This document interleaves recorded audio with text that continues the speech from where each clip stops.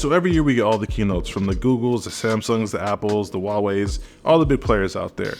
And they always focus on the camera. The camera is always getting these major improvements. And with the year-over-year improvements to video stabilization on the phone that's in your pocket, is there any room for a gimbal in 2024? Today we're going to be talking about the Zhiyun Smooth 5S AI and what I view as the worthwhile features that still make it worth trying in 2024. Now, full disclosure, I am not a gimbal guy, and actually I don't think I've ever covered one on this channel. Now, with that being said though, I do own a couple full-size gimbals for my mirrorless and cinema camera that are also actually made by Zhiyun, and that's the Crane 3S and the Crane 2.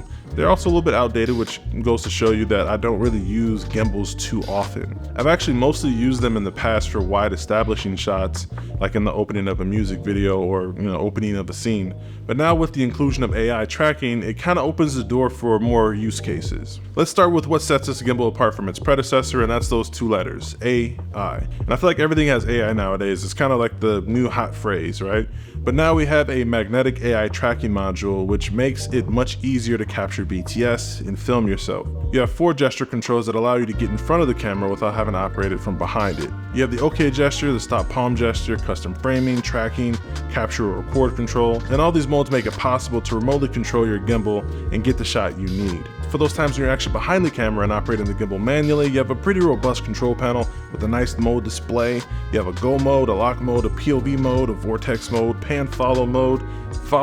You also have like a nice rotary dial, a menu button, a fill light button, a joystick.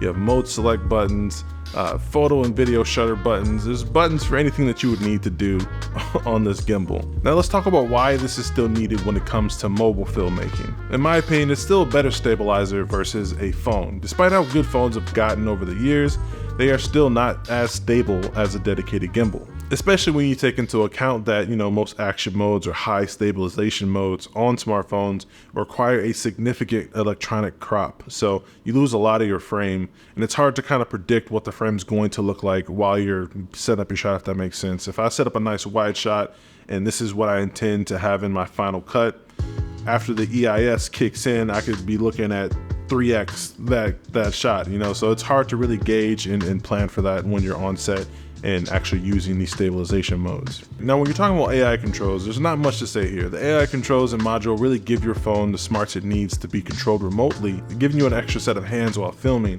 Also, being able to track yourself and maintain your framing makes it much easier to get the shot right the first time. When it comes to gimbal movements, I actually think that Vortex Mode is still goated and can't easily be duplicated with the phone alone. That's probably the main movement that's really hard to duplicate on a smartphone. And even if you have gimbals built into your wrists and your elbows and your shoulders and you happen to pull off a Vortex Mode with just the phone alone, it's not really repeatable with the same precision and ease.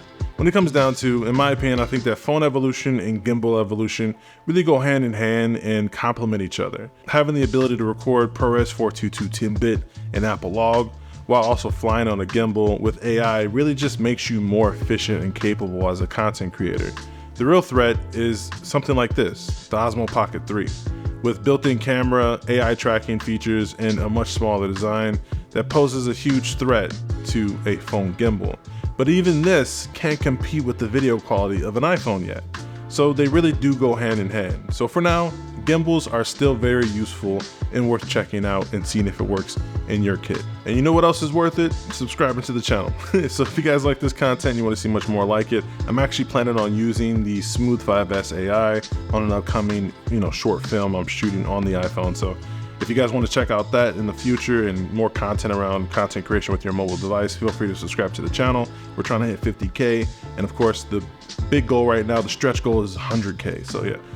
Join the family, join the journey. It's been a pleasure as usual. Thank you guys for watching. Until next time, stay fresh. Peace.